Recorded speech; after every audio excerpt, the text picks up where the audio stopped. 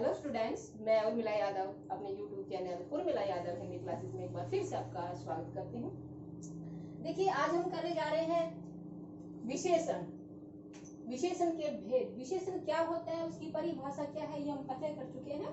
फिर से बता देती हूँ कि जो शब्द संज्ञा या सर्वनाम की विशेषता बताएं वो क्या कहलाते हैं, विशेषण कहलाते हैं। संज्ञा या सर्वनाम की विशेषता बताने वाले शब्द क्या कहलाएंगे, विशेषण कहलाते हैं। अब देखिए, विशेषण में एक बात और गौर करने की है कि एक विशेष्य क्या होता है। एक होता है विशेषण और दूसरा होता है विशेष्य। विशेष्य क्या होता है कि जिस संज्ञा या सर्वनाम शब्द की विशेषता बताई जाए, ध्यान दीजिए कि जिस संज्ञा या सर्वनाम शब्द की विशेषता बताई जाए वो क्या कहलाएगा, विशेष्य कहलाता है। अब एक उदाहरण के जरिए समझिए कि गीता सुंदर, ये उदाहरण है हमारे पास। एक वाक्य है गीता सुंदर है। इस गीता सुंदर है इस वाक्य में गीता क्या है, गीता जो शब्द है वो क्या है, संज्ञा है। क्या है, संज्ञा। और गीता की विशेषता क्या है कि गीता सुंदर है। तो सुंदर शब्द है, ये सुंदर क्या है, विशेषण, और गीता क्या है, संज्ञा है, और सुंदर क्या है, विशेषण। सुंदर शब्द विशेषण हो गया, क्यों, क्योंकि गीता की विशेषता बता रहा है, और गीता किसी का नाम है इसलिए क्या होगी, ये संज्ञा होगी। ठीक है, तो गीता शब्द क्या हुआ, विशेष्य हुआ। गीता शब्द क्या हुआ यहाँ पे, विशेष्य, और सुंदर शब्द क्या हुआ, विशेषण। ठीक है, विशेष्य क्या हुआ कि जिस संज्ञा या सर्वनाम शब्द की विशेषता बताई जाए वो क्या कहलाएगा, विशेष्य कहलाएगा। यहाँ गीता विशेष्य है क्योंकि ये संज्ञा है, और संज्ञा की ही विशेषता बताई है, गीता की ही विशेषता बताई है कि गीता सुंदर है, इसीलिए क्या हुआ, ये विशेषण हुआ। अभी देखिए कि विशेषण के भेद कितने हैं। देखिए, कल हमने बताया था कि विशेषण के कितने भेद है, 4 भेद है। कितने होते हैं, 4 भेद होते हैं। पहला भेद है गुणवाचक विशेषण, दूसरा है संख्यावाचक विशेषण, तीसरा है परिमाणवाचक विशेषण, और चौथा है सार्वनामिक विशेषण। थोड़ा सा कल देखिए, गुणवाचक क्या होता है कि जिस शब्द से संज्ञा या सर्वनाम के गुण, रूप, रंग, आकार आदि का बोध हो उसे गुणवाचक विशेषण कहते हैं। बगीचे में सुंदर फूल है, ये एक वाक्य है हमारे पास, बगीचे में सुंदर फूल है। देखो, गुण का क्या अर्थ होता है, किसी की अच्छाई।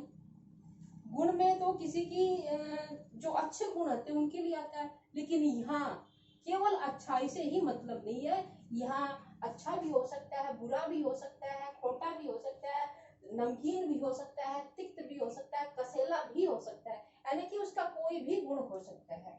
वो क्या कहलाएगा, यानी कि जिन शब्दों से संज्ञा या सर्वनाम के गुण का, रूप का, रंग का, आकार का, दिशा का बोध हो वो क्या कहलाएंगे, गुणवाचक विशेषण।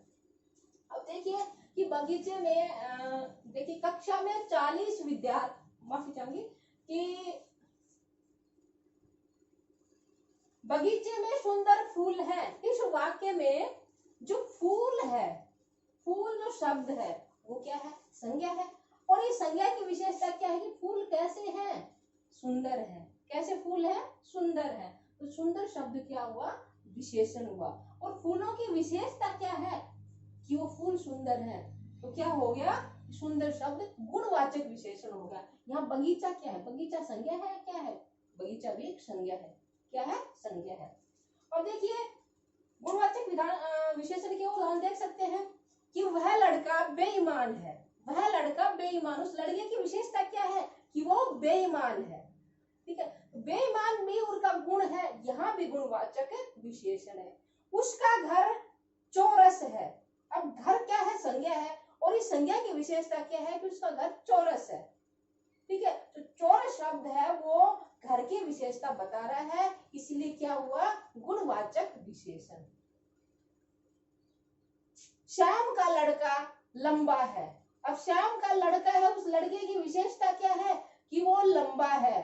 अब लंबा, उसके लंबाई को कर रहा है, विशेषता बता रहा है कि वो लड़का क्या है, लंबा है, तो यहाँ भी क्या है, गुणवाचक विशेषण है। मेरा घर पूर्व दिशा में है, मेरा घर क्या है, पूर्व दिशा में है, तो यहाँ घर की विशेषता क्या है कि पूर्व दिशा में है, इसीलिए क्या हुआ, गुणवाचक विशेषण हुआ। ठीक है, तो जरूरी नहीं कि केवल उसमें गुण हो, उसमें खराब भी हो सकता है कोई वस्तु या कोई प्राणी, कोई खट्टा भी हो सकता है, बेईमान भी हो सकता है, अच्छा भी हो सकता है, बुरा भी हो सकता है। तो ये सब किस में आएंगे? गुणवाचक विशेषण में। अगला देखिए संख्यावाचक विशेषण। संख्यावाचक विशेषण, देखो संख्या से पता चला कि संख्या, गणना, गिनती होगी इसमें, कि जिस विशेषण शब्द से संज्ञा या सर्वनाम की संख्या का बोध हो, किसका बोध हो? संख्या का बोध हो, वो क्या कहलाएंगे? संख्यावाचक विशेषण कहलाते हैं। जैसे कक्षा में 40 विद्यार्थी उपस्थित थे। इस वाक्य में जो 40 शब्द है, 40 जो शब्द है ये क्या है? संख्या को बता रहा है। 40 शब्द किसको बता रहा है? संख्या को बता रहा है, इसीलिए क्या हुआ? संख्यावाचक विशेषण। ठीक है। अब जैसे इस संख्यावाचक विशेषण के भी दो भेद होते हैं। एक तो संख्या निश्चित हो सकती है और दूसरी अनिश्चित हो सकती है। देखिए निश्चित संख्यावाचक भी हो सकता है और अनिश्चित संख्यावाचक। अब मैं ये बोल रहा हूँ कि कक्षा में कुछ विद्यार्थी, क्या बोल रहा हूँ? कक्षा में कुछ विद्यार्थी उपस्थित थे। अब हमें ये पता नहीं चल रहा कि 40 थे, 50 थे, 2 थे या 5 थे। कुछ विद्यार्थी, निश्चित संख्या का नहीं पता। 40 भी हो सकते हैं, 41 भी हो सकते हैं, उससे कम भी हो सकते हैं, ज्यादा भी हो सकते हैं। ठीक है। तो यहाँ क्या होगा? निश्चित अनिश्चित संख्यावाचक। यदि संख्या निश्चित दे रखी है तो निश्चित संख्यावाचक, और यदि संख्या निश्चित नहीं है तो क्या होगा? अनिश्चित संख्यावाचक। ठीक है। आगे देखिए कि परिमाणवाचक विशेषण। जो विशेषण का तीसरा भेद है वो क्या है? परिमाणवाचक विशेषण। परिमाण, देखो परिमाण का क्या अर्थ होता है? माप तोल। क्या होता है? माप तोल। किसी वस्तु को मापना या तोलना, वो क्या कहलाएगा? परिमाण कहलाएगा। देखो एक परिमाण होता है, एक परिणाम होता है। परिमाण का अर्थ होता है माप तोल और परिणाम का होता है रिजल्ट, फल। ठीक है। तो हमारा क्या है? परिमाण है, परिणाम नहीं, परिमाण। परिमाण का अर्थ क्या है? माप तोल। जिस विशेषण शब्द से किसी वस्तु के माप तोल का बोध हो वो क्या कहलाएगा? परिमाणवाचक विशेषण। अब देखिए कि मुझे 2 मीटर कपड़ा चाहिए। अब जो कपड़े को हम क्या तोलते हैं? नहीं तोलते, मापते हैं। कुछ को मापा जाता है, कुछ को तोला जाता है। तो कपड़े को मापते हैं तो कितना मीटर चाहिए? 2 मीटर कपड़ा चाहिए। तो ये क्या है? निश्चित दे रखा है कि 2 ही मीटर चाहिए और ज्यादा या कम नहीं चाहिए। तो क्या हो गया? और कपड़े को हम मापते हैं, इसीलिए हमें माप का पता चल रहा है। तो क्या हो गया? परिमाणवाचक विशेषण। अब मैं ये बोल दूं कि मुझे कुछ मीटर कपड़ा, या मेरे पास कुछ मीटर कपड़ा है, तो यहाँ क्या हो जाएगा? कपड़ा तो है और कपड़े को मापते भी हम, लेकिन ये नहीं पता कि 2 मीटर है, 5 मीटर है, 10 मीटर है, कितना है? कुछ है, कुछ मीटर। 2 भी हो सकता है, 5 भी हो सकता है, 1 भी हो सकता है, आधा भी हो सकता है। तो यहाँ क्या हो जाएगा? अनिश्चित परिमाणवाचक। जैसे हमने संख्यावाचक किया था, ऐसे ही परिमाणवाचक विशेषण के भी 2 भेद होते हैं। क्या होते हैं? 2 भेद होते हैं। निश्चित परिमाणवाचक, निश्चित परिमाणवाचक विशेषण और अनिश्चित परिमाणवाचक विशेषण। निश्चित में निश्चित मापतोल का बोध होगा और अनिश्चित परिमाणवाचक में मतलब निश्चित मापतोल का बोध नहीं होगा। ये उदाहरण देखिए कि बीमार को थोड़ा पानी दे दो। पानी कितना? थोड़ा। ये नहीं पता 1 गिलास है, 2 गिलास है, या फिर 1 लीटर है या आधा लीटर है या 2 लीटर है, ये नहीं पता। थोड़ा पानी दे दो। ठीक है। तो क्या हो जाएगा? निश्चित का पता नहीं चल रहा है, इसलिए क्या हो जाएगा? अनिश्चित परिमाणवाचक। मेरे पास कुछ दूध है। अब दूध को क्या करते हैं? क्या संख्या में गिन सकते हैं? नहीं। इसको तोलते हैं। दूध को क्या करता है? तोला जाता है। तो यहाँ क्या तोलने का पता चल गया कि इस चीज को तोला जा रहा है, इस वस्तु को तोला जा रहा है। तो क्या हो जाएगा? परिमाणवाचक है। अब कौन सा परिमाणवाचक है? निश्चित या अनिश्चित? और मैंने क्या बोला कि मेरे पास कुछ दूध है।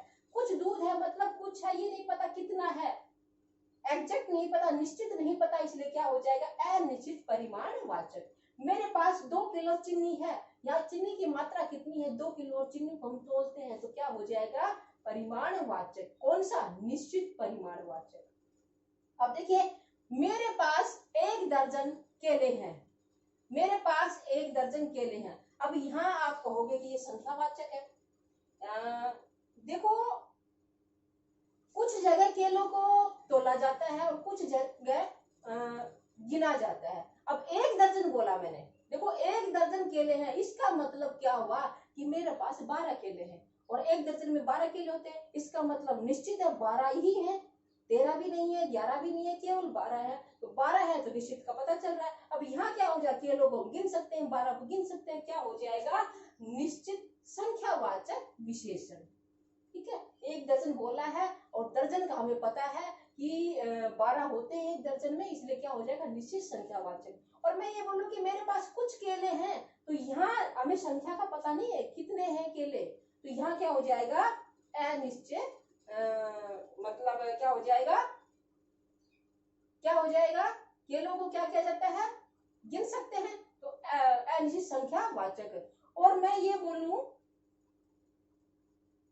कि मेरे पास 1 किलो केले हैं, कई केलों को तोलते भी हैं, तो मेरे पास 1 किलो केले हैं, तो यहाँ क्या हो जाएगा, 1 किलो का मतलब क्या हुआ कि केलों को तोला गया है, इसलिए क्या हो जाएगा, निश्चित परिमाणवाचक विशेषण। क्या हो जाएगा, निश्चित परिमाणवाचक विशेषण। ठीक है, अगला है सार्वनामिक विशेषण। सार्वनामिक यानी कि सार्वनाम से संबंधित। अब देखिए इसकी परिभाषा देखिए, जब कोई सर्वनाम शब्द संज्ञा से पहले आए तथा विशेषण का कार्य करे। ध्यान दीजिएगा कि जब कोई सर्वनाम शब्द संज्ञा से पहले आए और विशेषण का कार्य करे, वो क्या कहलाएगा, सार्वनामिक विशेषण कहलाता है। अब मैं 2 वाक्य लिख रही हूँ आपके पास, आपके लिए, आप इनको पहचाने के कौन से में सार्वनामिक विशेषण है, कौन से में सर्वनाम है, वो भी निश्चयवाचक सर्वनाम। ठीक है, अब देखिए, यह पुस्तक मेरी है, यह पुस्तक मेरी है, इस वाक्य में संज्ञा देखते हैं पहले, संज्ञा क्या है, पुस्तक है, और पुस्तक से पहले क्या आया, यह शब्द क्या है, सर्वनाम है। तो हमने क्या लिखा था कि जब कोई सर्वनाम शब्द संज्ञा से पहले आए, संज्ञा से पहले, देखो यहाँ सर्वनाम शब्द है, संज्ञा पुस्तक है, पुस्तक से पहले आ रहा सर्वनाम यह, तो क्या हो गया, सार्वनामिक विशेषण। ये पुस्तक मेरी है, या ये शब्द विशेषण का कार्य कर रहा है कि यही पुस्तक मेरी है, कोई और नहीं है। पुस्तक की विशेषता क्या है कि ये पुस्तक मेरी है, तो क्या हो जाएगा, सार्वनामिक विशेषण।